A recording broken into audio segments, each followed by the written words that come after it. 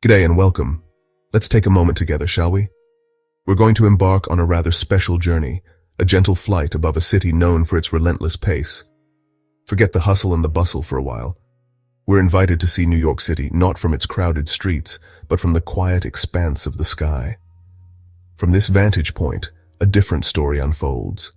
It is a tale of patterns, of surprising tranquility, and of immense, breathtaking scale. Let us ascend now, leaving the noise of the world far below us. Here, in the soft embrace of the upper air, the city reveals its true form. We are suspended in a world of calm, looking down upon one of humanity's most ambitious creations. It is an experience that offers a profound sense of peace. Our journey first takes us over a remarkable sight. There, nestled amongst the towering giants of steel and stone, lies a vast rectangle of vibrant green. This is Central Park. From our aerial perspective, it is a stunning interruption, a deliberate and beautiful defiance of the city's relentless grid. It is the city's living, breathing lung, a sanctuary of nature carved right into the heart of Manhattan. From this height, the Jacqueline Kennedy Onassis Reservoir is a vast, shimmering mirror, reflecting the blue sky and the silhouettes of the buildings along its edge. It is a tranquil oasis, a body of water that brings a sense of calm and coolness to the urban heat.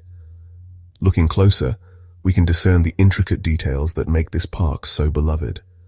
The delicate arch of the Bow Bridge, the historic carousel, the sprawling green of Sheep Meadow, they all form part of this incredible mosaic. As we glide over its northern reaches, the park seems to seamlessly blend back into the city fabric. Yet its presence has a profound effect on everything around it. The buildings that line its perimeter, known as the park front, stand as silent witnesses to its daily life. For the rest of the city, and for us in the sky, Central Park is more than just land. It is a symbol of balance, a powerful statement that nature and human creation can and must coexist in harmony. Now our flight path carries us south, towards the glistening waters of the harbor. There, standing on her own small island, is a figure recognized the world over.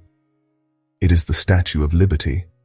From our lofty position, she appears poised and graceful, a solitary guardian watching over the city. The verdigris green of her copper skin stands out against the deep blue of the water, a beacon of hope and freedom. She holds her torch high, not with aggression, but with a quiet, enduring welcome. For generations, this was the first sight of America for countless souls arriving by sea, a promise of a new beginning. Nearby, we can also see Ellis Island, another place steeped in history, where the stories of millions of immigrants began. The waters of the New York harbor churn gently below, crisscrossed by the white wakes of ferries and boats. They circle the statue, giving their passengers a closer look, but from our perspective, they are just small elements in a much grander composition. She has witnessed the city's evolution, its triumphs and its tragedies, yet her expression remains one of steadfast resolve. Lady Liberty is not just a tourist attraction. She is the city's soul cast in metal, a symbol of the enduring human spirit that built this metropolis. We now turn our gaze back towards the island of Manhattan, and what we see is nothing short of astonishing. It is a dense forest, but one made not of trees, but of glass, steel, and concrete. The skyscrapers of New York City rise from the ground, like ancient colossal redwoods, each one reaching for the sky. The sunlight glints off thousands of windows, creating a dazzling, shimmering effect that is constantly changing with our movement. Here, in the financial district, the buildings are clustered tightly together, creating deep shadows that carve canyons between them. We can see the iconic shape of the One World Trade Center, its spire piercing the heavens as a symbol of resilience and rebirth. Further uptown, in Midtown Manhattan, another cluster of giants competes for dominance of the skyline. We can see the distinctive Art Deco crown of the Chrysler Building and the tiered summit of the Empire State Building, both historic titans among these modern marvels. The rooftops of these structures tell their own stories. Some are adorned with lush gardens, hidden oases for the lucky few. Others are a complex network of water towers, vents, and machinery, the hidden life support systems of these vertical cities. From up here, the sheer density is breathtaking. It is a testament to human ingenuity and the relentless drive to build higher, to push the boundaries of what is possible. This forest of towers is the engine room of the city, a place of immense power, commerce, and creativity. Our flight now takes us over the great rivers that define New York's geography. The Hudson River to the west and the East River to the east are not barriers, but great flowing arteries that have shaped the city's destiny. From the air, they appear as broad, shimmering ribbons of silver and blue. Their surfaces are a canvas for the changing light, reflecting the sky, the clouds, and the towering skyline along their banks. Barges and container ships move with a slow, deliberate grace, reminding us that this is, and always has been, a city built on trade. Stitching the land masses together are the city's magnificent bridges. They are triumphs of engineering and art, each with its own distinct personality. We glide over the Brooklyn Bridge, its Gothic arches and intricate web of steel cables creating a pattern of stunning complexity. It is a timeless icon, a pathway that has carried millions of New Yorkers between Manhattan and Brooklyn for over a century. From our perspective, the cars moving across it are like tiny beads on a string, part of the bridge's constant living flow. Further up the East River, we see the elegant spans of the Manhattan Bridge and the Williamsburg Bridge. Each one is a vital link in the city's circulatory system, carrying the ceaseless flow of traffic and subway trains. From the sky, they look like immense, beautiful looms, weaving the fabric of the 5 boroughs together into a single, cohesive whole. They are symbols of connection, of overcoming division, and of the strength that comes from being linked. As we drift away from the central hub of Manhattan, the city's character begins to shift and change. Our aerial view reveals the incredible diversity of the outer boroughs. We see the distinctive brownstone-lined streets of Brooklyn, the leafy, suburban-like avenues of Queens, and the densely packed neighborhoods of the Bronx. Each area has its own unique pattern, its own architectural signature, and its own rhythm. From above, the city is not a single monolithic entity, but a sprawling, living mosaic of countless different communities, each one contributing its own color and texture to the whole. In Brooklyn, we can see the geometric precision of the residential streets, a sea of flat rooftops punctuated by church steeples and small neighborhood parks. It is a landscape that feels more human in scale compared to the towering giants of Manhattan.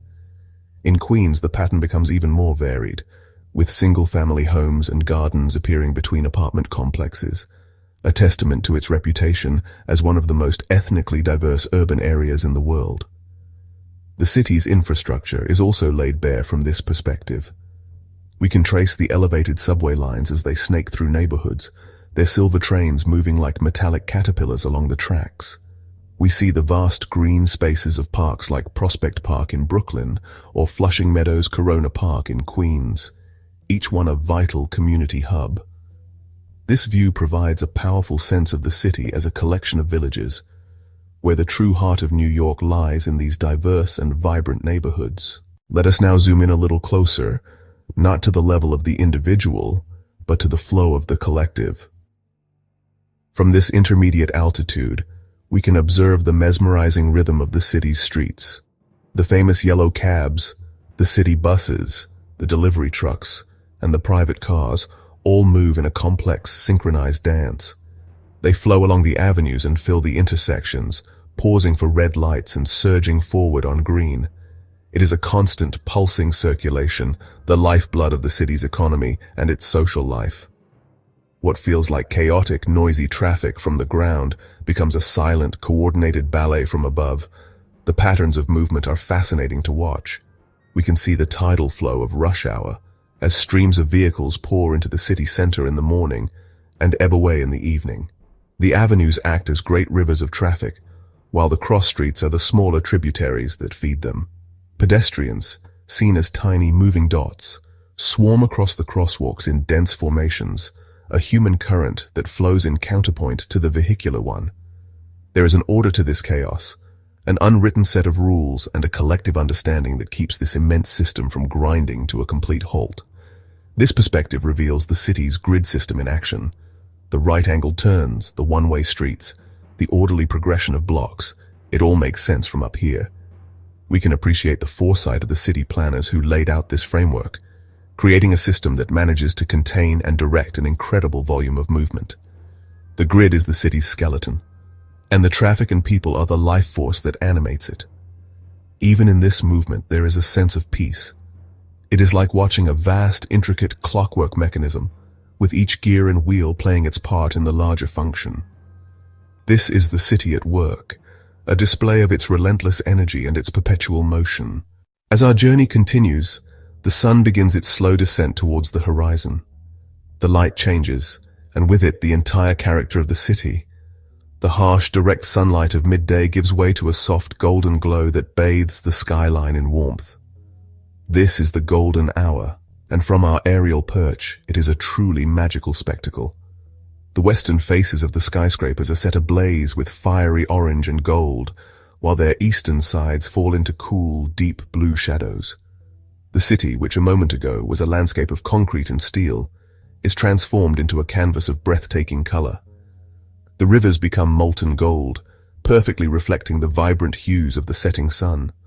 The sky itself is a masterpiece, a gradient of orange, pink, and purple that stretches out above the horizon.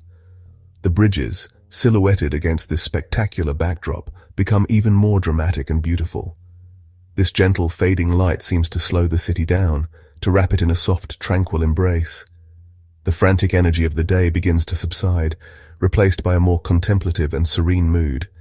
It is a time of transition, a pause between the business of the day and the possibilities of the night. As the light continues to fade, another kind of light begins to emerge. One by one, then in their thousands, and finally in their millions, the lights of the city begin to turn on. The windows of office buildings and apartments start to glow, creating a new and dazzling pattern. The streets become illuminated ribbons, traced by the headlights and taillights of the cars moving below. What was once a city of shapes and forms becomes a city of light, a vast constellation of man-made stars spread out across the dark earth. We are witnessing the city putting on its evening attire, preparing for the next chapter of its endless story. Now, night has fallen, and our journey is drawing to a close. Below us, New York City has transformed completely. It is no longer a landscape of solid forms, but an intricate galaxy of light against the deep blackness of the night. The skyline is a jagged, glittering crown, with iconic buildings like the Empire State Building and the Chrysler Building shining brightly. The city grid is now a perfect, glowing lattice, a circuit board of immense complexity and beauty. This is the city that never sleeps, and from above, it is a radiant, living entity. The bridges are strings of pearls draped across the dark water of the rivers, their lights reflecting and shimmering on the surface. The constant stream of traffic is now a river of red and white light, flowing endlessly through the city's arteries. Even Central Park, a dark void in the center of the glittering grid, has its own beauty, its winding paths traced by the soft glow of lampposts. The sheer amount of energy on display is staggering, yet from our high and distant viewpoint, it is utterly silent and peaceful. It is a spectacle of human presence, a beacon of life shining in the darkness. This aerial view at night offers a final powerful reflection on the spirit of New York. It is a city of dreams, a place where people from all corners of the globe come to seek their fortune, to express their creativity, and to build a new life.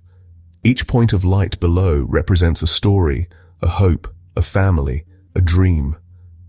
As we slowly pull away, taking one last look at this incredible panorama, we are left with a feeling of awe and inspiration. New York is more than just a city. It is a symbol of what we can achieve. It is a beacon in the night, a promise of possibility, and a sight that once seen from the heavens is never forgotten.